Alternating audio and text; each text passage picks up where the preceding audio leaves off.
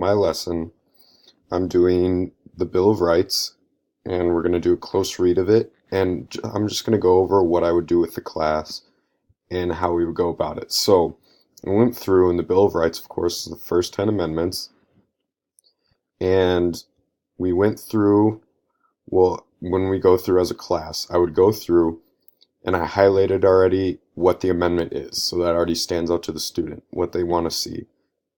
Okay, so we'd close read, say we're on Amendment 1. So it's freedom of religion, speech, and press, rights of assembly, and petition.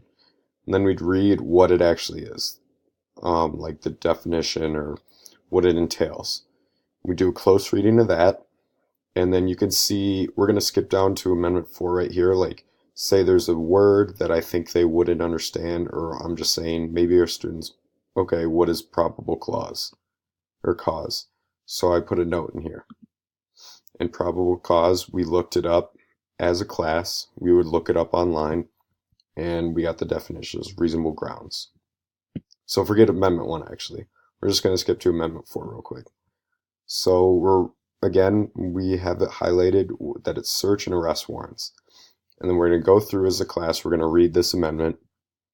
And then I'm going to go back, I'm going to ask the students, okay, was there something you didn't understand? And I just put, for example, maybe one student says, okay, what is probable cause? So, like I said, we'd go to the internet then, we'd look up the definition, or I'd have them look up the definition, we're going to highlight that. And then we're going to add that note, so reasonable grounds. And then I have that. I don't know why this is highlighted. I might have did that on accident. So we did that, and then we're going to close read that one. And then I put a note at the end, and I'm going to have the class basically sum up each amendment. So for this, our note that we put in was, can issue search warrants for probable cause is put in place. So that's Amendment 4 in like a nutshell. And then I also have like Amendment 2. I have little discussions and stuff. So I have the right to bear arms, but then I put the note in, okay, the discussion question.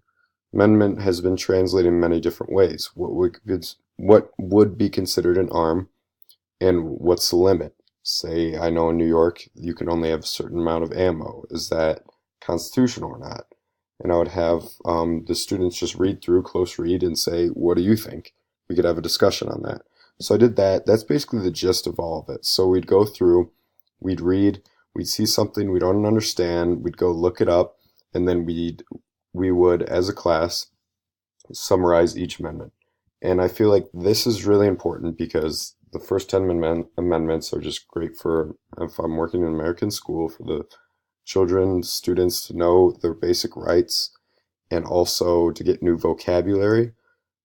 And I think that's just really important, and you can learn just a lot of things. So, I mean, keep going through this. That's what I want to go through in the lesson, but just to keep going and give my examples, I did like rights criminal cases, and I highlighted, okay, except in cases arising in the land and naval forces or militia, when actual service in time of war or public danger. And we'll say, okay, that's a lot of words. What does that actually mean?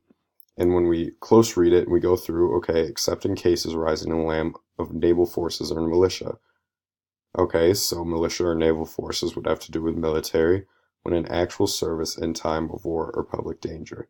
So we're going to go through and we're going to say, okay, so they can't do a grand jury if they're overseas. They're going to have their own separate cases over there. So I put that in a note too. We'd put that in a note. Separate court for military offenses. And again, we do that as a class. And then here's another example. Okay, we're going to go through and we're interpreting this. We're close reading it. When we read through, we get to speedy in public trial. Well, what's a speedy trial? And we would look that up as a class. And in New York State, I looked it up. A speedy trial is within 90 days. And then also we could have a discussion about that. Is 90 days reasonable? Should a person be in jail for 90 days if they don't have a trial already set up or anything? So there's a lot you can go through just close reading and doing discussions. We can learn definitions. We can learn, and what it's ultimately going to do, it's going to build, like we were saying, their reading comprehension, It's going to build their vocabulary, and it's going to build their knowledge of their amendments, basically just from this lesson on the Bill of Rights. So thanks for listening.